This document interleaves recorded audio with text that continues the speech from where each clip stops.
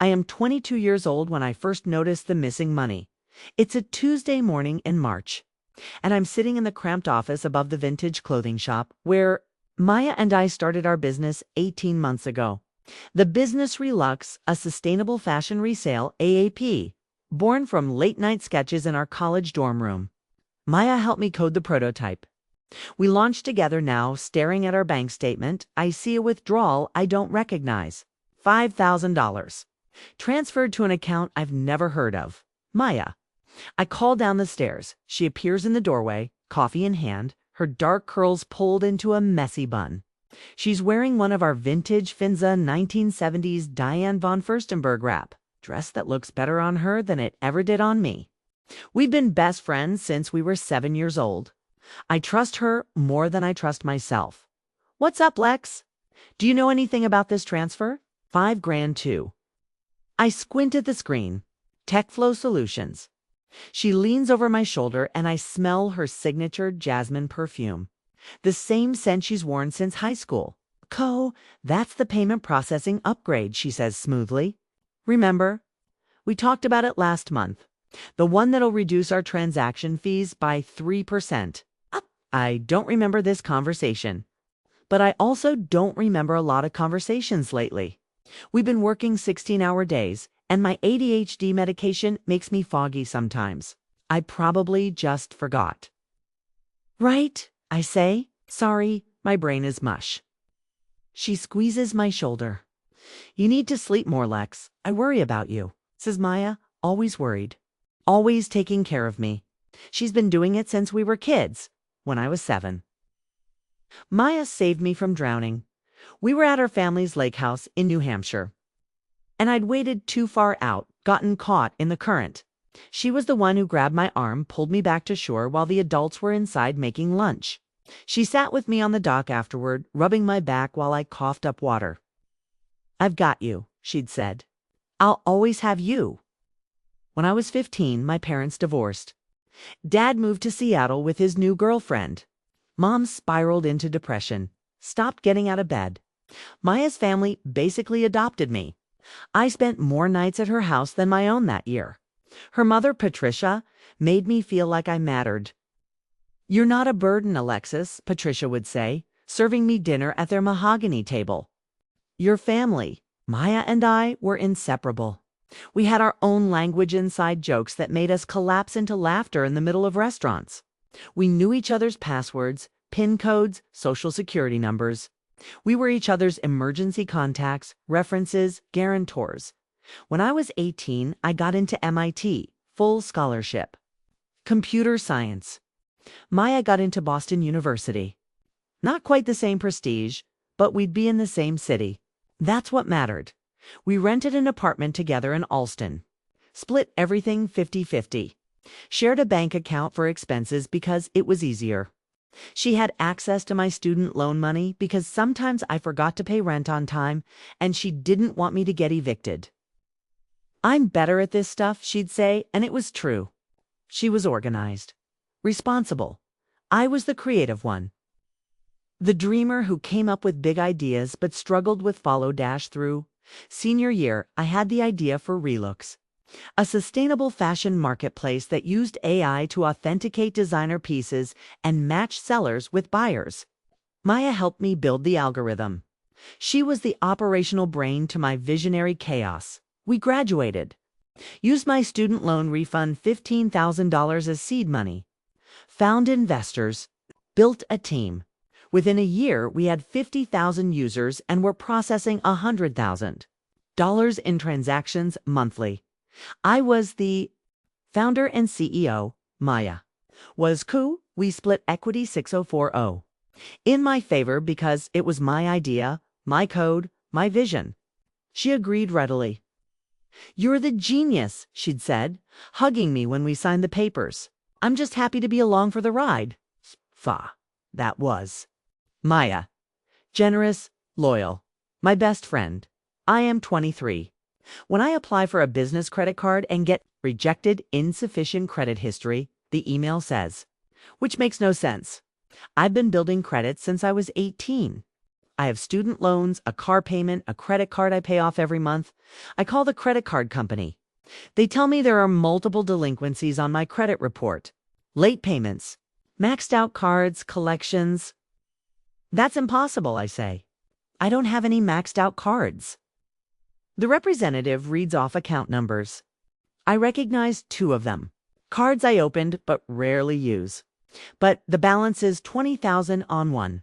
$15,000 on the other. I never charged that much. Someone must have stolen my identity, I say. You'll need to file a police report and dispute the charges, she says. Bored. I hang up and pull my credit report. It's a disaster. 7 credit cards I don't remember opening. All maxed out. Total debt, $90,000. My hands shake as I scroll through the report. How did this happen? When did this happen? I call Maya in a panic. Someone stole my identity, I tell her. There are cards in my name I never opened. $90,000 in debt. She's quiet for a moment. That's awful, Lex. Do you think it was that data breach from last year? When your email got hacked? Maybe, I don't know. I need to fix this. I'll help you, she says immediately. We'll figure it out together. We always do. Over the next 3 months, I've filed disputes. I file a police report. I freeze my credit. But the process is slow, bureaucratic, exhausting. And in the meantime, Relooks is growing fast. We're raising a Series A round. Investors are interested. We need to scale. You focus on the fundraising, Maya says. I'll handle the operational stuff. The credit thing will resolve eventually. I'm grateful. I don't have the bandwidth for both. But then I notice other things, small things. At first, a contract with a vendor that I don't remember signing. A partnership agreement with terms I don't recall negotiating. When I ask Maya about them, she tells me I approved them via email late at night. Probably when I was exhausted and not paying attention. You're working yourself to death, she says, concern etched on her face. Maybe you should take a vacation. Reset. I can't, I say. Not with fundraising happening. That least delegate more to me. That's what I'm here for. It's right. I'm drowning. I need help. I give her more access. More authority. Signing power on contracts. Access to investor communications. She's my best friend and my coup. If I can't trust her, who can I trust? I am 24 when I discover the truth. It's 3 a.m. and I can't sleep. Anxiety clawing at my chest. I'm in our office reviewing paperwork for our Series A closing. When I notice something odd, a document titled Amended Operating Agreement. I open it. The equity split has changed. It now shows Maya as owning 70% of the company. Me, 30%. I blink. Read it again? This has to be a mistake. I search my email for the original operating agreement. Find it. Yes, I'm right. Original split was 60-40 in my favor. So where did this amended version come from? I search for amended operating agreement in my email. Find a thread from 6 months ago. Between Maya and our lawyer. Discussing the amendment. My name is CCD, but I have no memory of this conversation. I click on the attached document. It's signed. With my signature. But I didn't sign this, did I? I stare at the signature. It looks like mine. But I swear I never signed this document. My heart pounds. I keep searching. I find more documents. A loan agreement in my name, $40,000 borrowed against Relooks' future revenue. I didn't sign this. A lease for a second office location I never approved. A contract with a marketing agency. I never hired. All signed with my signature, all approved from my email address. But I don't remember any of it. I sit there until dawn. Piecing it together, Maya has been using my identity. My email, my signature. She's been slowly taking control of the company, making decisions without me, changing agreements, moving money. And the credit card fraud wasn't a stranger.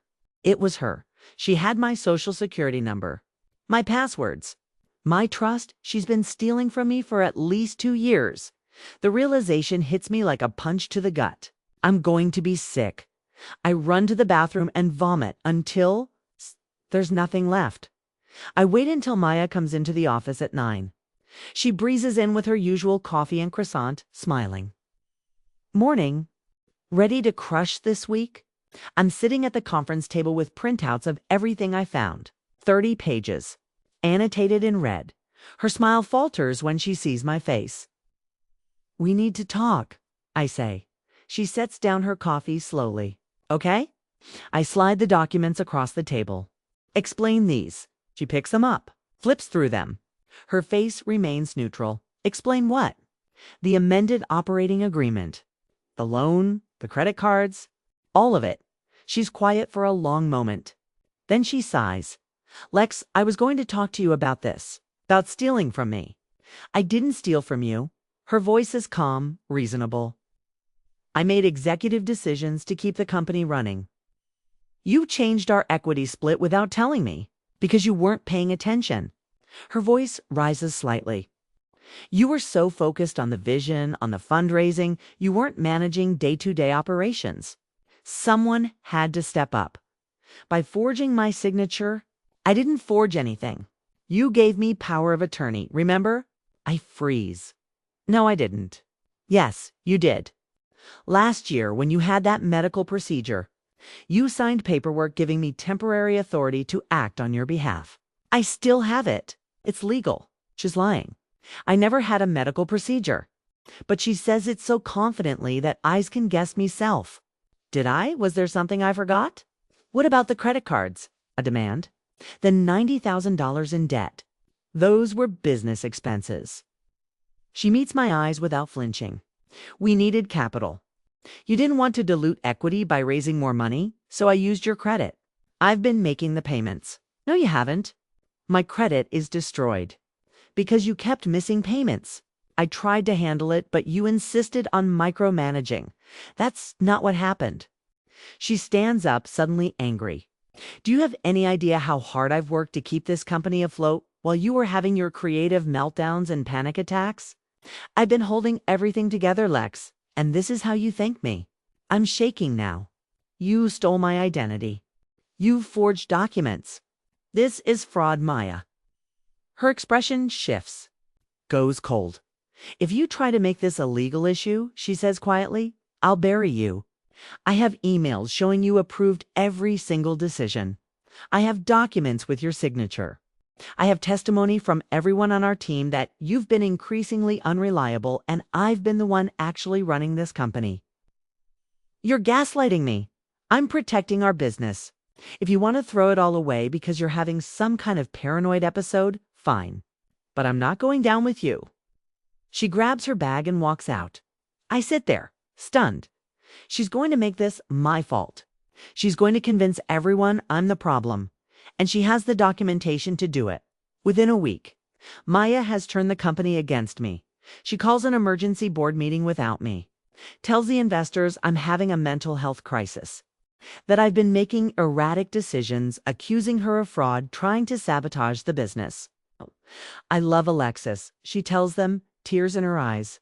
She's my best friend. But she needs help. Professional help. And in the meantime, someone needs to run Relooks. The board sides with her. They vote to put me on administrative leave.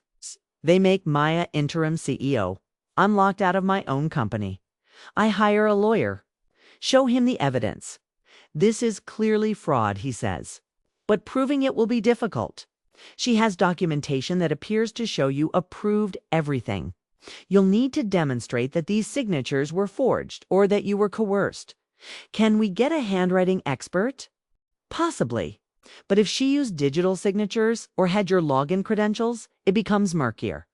What about the credit card fraud? File a police report for identity theft. But be prepared, she likely claim you authorized her to use your identity for business purposes. It'll be her word against yours. I file the police report. Detective James Morrison takes my statement. He's in his 50s, skeptical, tired. You two were business partners. He asks. Yes, and you shared financial accounts. Yes. And you lived together? Until recently, yes. He closes his notebook.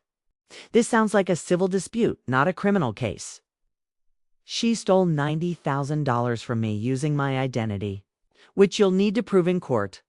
I'll file the report, but I'm being honest with you, cases like this rarely result in criminal charges. It's too tangled, too much shared history. I leave the police station feeling hopeless. Maya's not finished.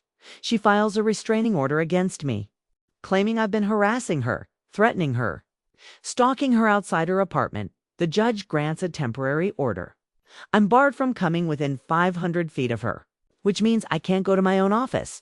Then she sues me for defamation, for breach of fiduciary duty, for attempting to steal company assets. The lawsuit is 30 pages of lies, but it's detailed, documented, convincing, and I'm running out of money to fight her, my therapist. Dr. Chen is the first person who truly believes me. This is abuse, she says plainly. Financial abuse, psychological abuse. What you're describing is a pattern of systematic manipulation. But everyone thinks I'm crazy because she's positioned herself as a rational, stable one. And you thought victim looked paranoid and unstable. It's a classic tactic. How do I prove what she did? Document everything. Going forward, record every interaction. Screenshot every communication. Build a timeline. So I do. I rent a small apartment with what little money I have left. I get a job waiting tables to pay rent. And I start investigating. I hire a forensic accountant, Miriam Torres. She's expensive, but she's worth it. Give me access to every financial record you have, she says. I do. She works for 3 weeks. Then she calls me. Your friend has been embezzling from your company for at least 2 years. I found transfers to personal accounts, fake vendor payments, inflated invoices. At least $200,000. Can you testify to this? Absolutely. And more than that, TI found the pattern. Every transaction has a digital fingerprint. I can show that the ones you supposedly approved came from a different IP address than your usual location. She was logging in remotely as you. Hope flares in my chest. This is evidence. It's a start. I also reach out to a digital forensics expert, Kenji Nakamura, who examines my email and documents. Several of these signatures were digitally manipulated, he says. She scanned your signature from legitimate documents and pasted it onto new ones. I can demonstrate that in court. And then I find my unexpected ally, Sarah, one of our early employees, whom Maya recently fired, doing to the company what she did to you. Sarah tells me over coffee, consolidating power, getting rid of anyone who questions her. I started noticing discrepancies in the books, asked about them, and suddenly I was not a culture fit. Will you testify? Absolutely. I have copies of the financial records. I downloaded them before she locked me out. Slowly, painstakingly, I build my case. I am 26. When Maya makes her final move, she files criminal charges against me. Fraud, embezzlement, identity theft, she claims. I created fake vendor accounts and funneled money to myself. That I opened credit cards in her name. That I've been the one committing fraud all along. And now I'm trying to cover it up by blaming her. The police arrest me at my restaurant job. Handcuffs in front of my coworkers. Humiliation like I've never felt. I spend 6 hours in a holding cell before my lawyer bails me out. This is insane, I tell him. She's the one who I know, and will prove it. But this is going to get worse before it gets better.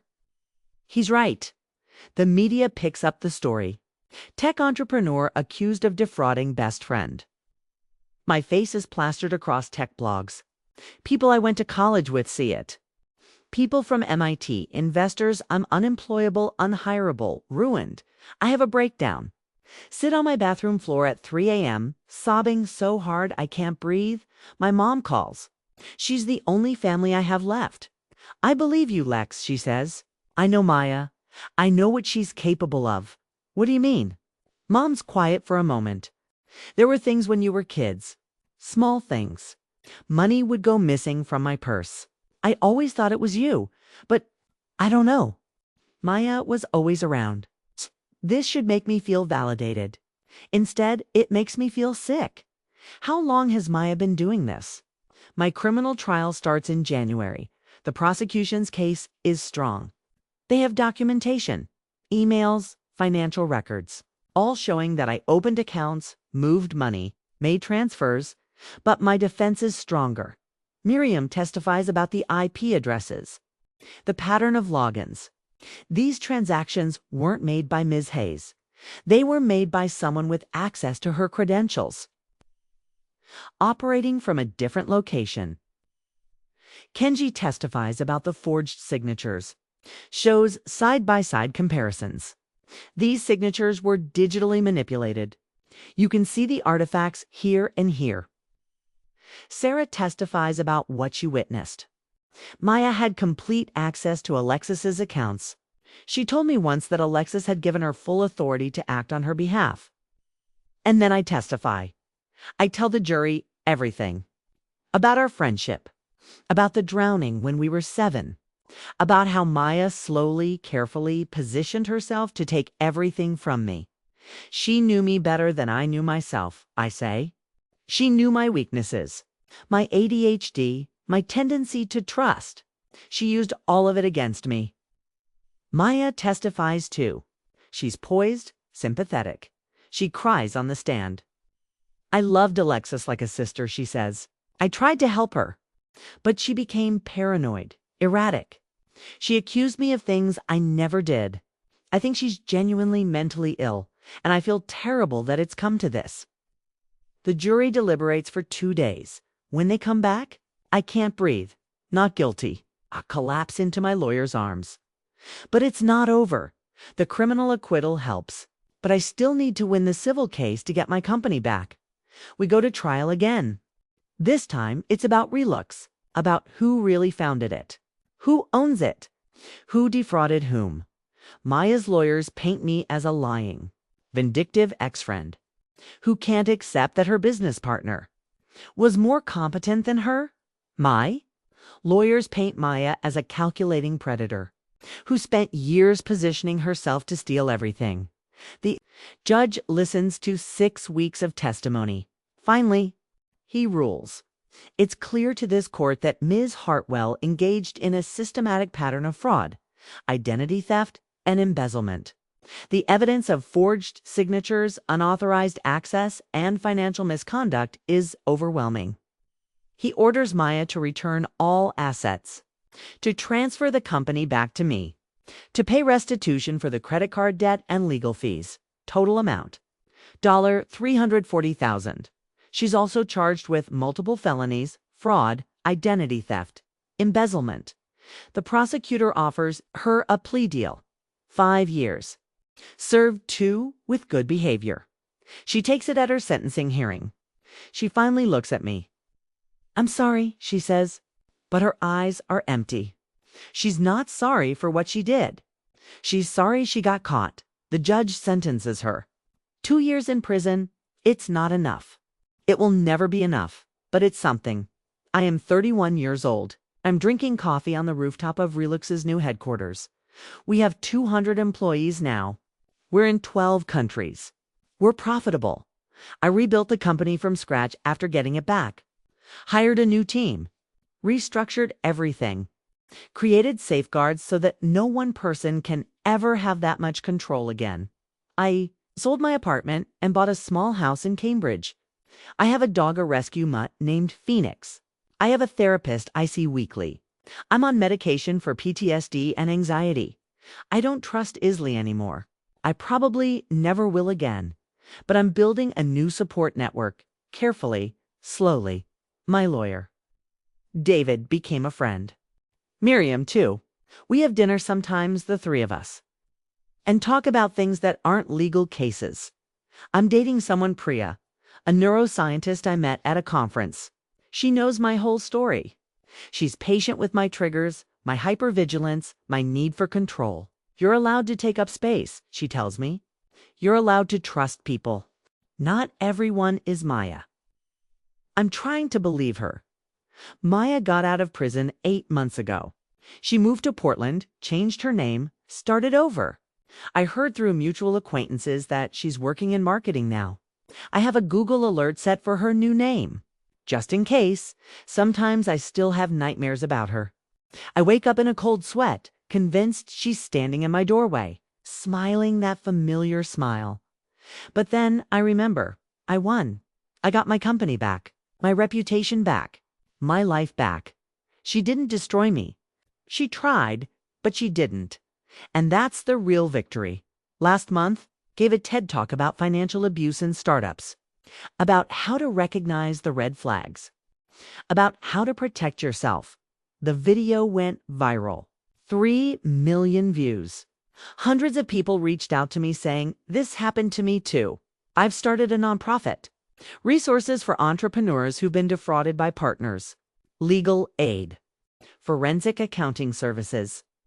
Therapy referrals. I call it Phoenix Rising. Because that's what we do. We burn down and we rise. This morning, I got an email from a young woman in Chicago. Her business partner, her college roommate, has been stealing from their company. She's terrified, alone. Everyone thinks she's paranoid. "I don't know what to do," she writes. "But I saw your talk and I thought, maybe you'd understand." I write back immediately. "I understand," I tell her, "and I'm here to help. You're not alone. You're not crazy. And you're going to survive this." 'Cause if I learned anything from Maya, it's this. The best revenge isn't destruction, it's rebuilding. It's thriving. It's using what tried to break you to help others who are breaking. I'm 31 years old, and I've lost a best friend to years of my life, and $300,000. But I've gained something more valuable. I've gained myself back, and no one will ever take that from me again.